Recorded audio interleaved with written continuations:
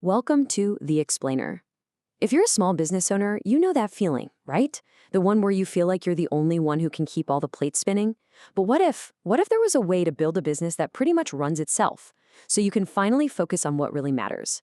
Well, today, we're going to show you exactly how to do that.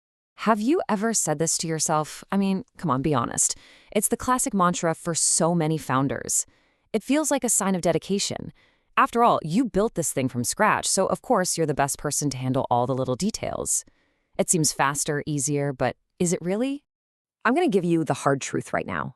That one little thought is the single most expensive sentence you can say as a founder.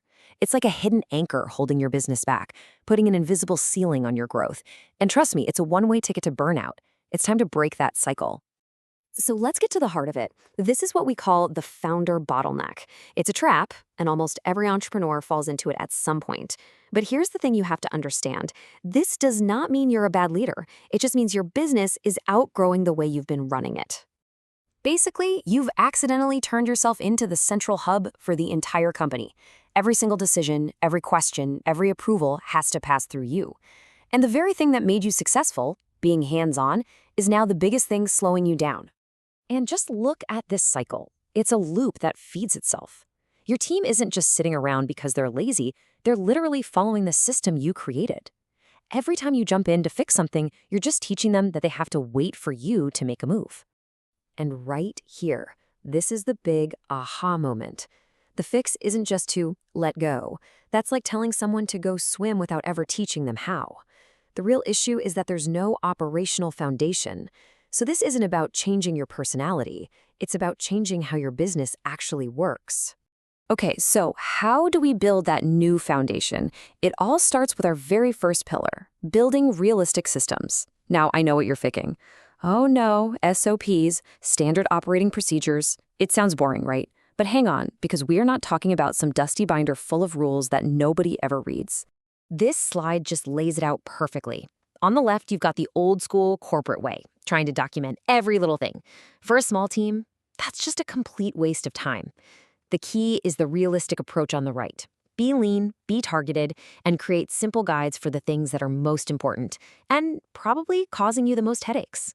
So here's your playbook, a simple 5-step plan. Don't try to document the entire business at once. Just pick one area, say how you onboard a new client, and find the biggest problem. Then map it out, give someone clear ownership of it, and make a simple guide. Remember, progress is way better than perfection. Just get started.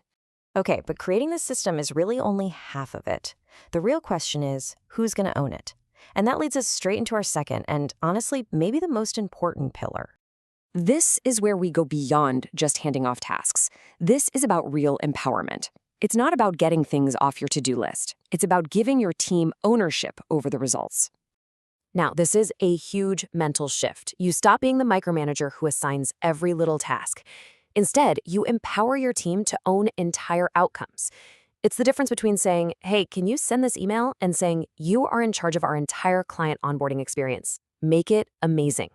When you give someone true ownership, you're not just offloading work, you're creating a leader. They're not just following a checklist anymore. They're actively making the process better, they're solving problems on their own, and they're taking real initiative. This is how you build a team that can run and win without you. All right, so you've got your systems, you've got your owners. Now it's time to pour some fuel on the fire with technology.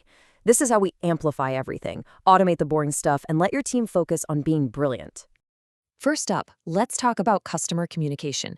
How much of your day is spent answering the same 3 questions over and over?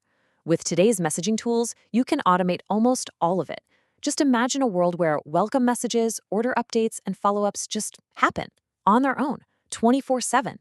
And if you're wondering why this matters, just look at this number, 98%. That is the average open rate on messaging apps.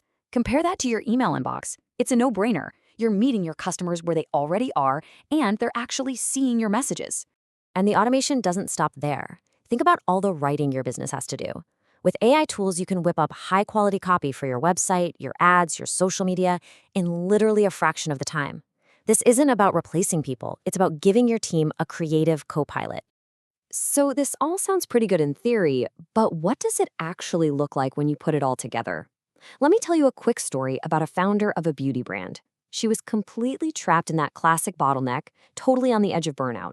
So, by putting these simple systems in place and truly empowering her team, she immediately got back 10 hours a week.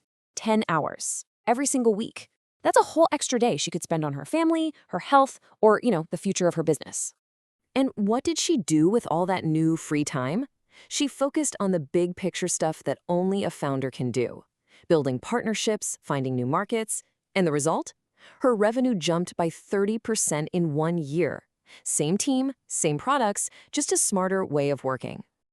This chart just says it all, doesn't it? As the founder's day-to-day involvement goes down, the team's autonomy and their ability to get things done just skyrockets. You stop being the chief doer and you become the chief visionary. And let's be really clear here. The goal is not to make you irrelevant. It's the opposite. It's to make you more valuable than ever by freeing you up to do the work that no one else can do. Actually lead your business into the future. So I'll leave you with this one question. What's the first domino you can push over? What is that one high-value, high-pain process that you can systemize right now? Because taking that one small step, well, that could be the beginning of a chain reaction that transforms not just your business, but your entire life.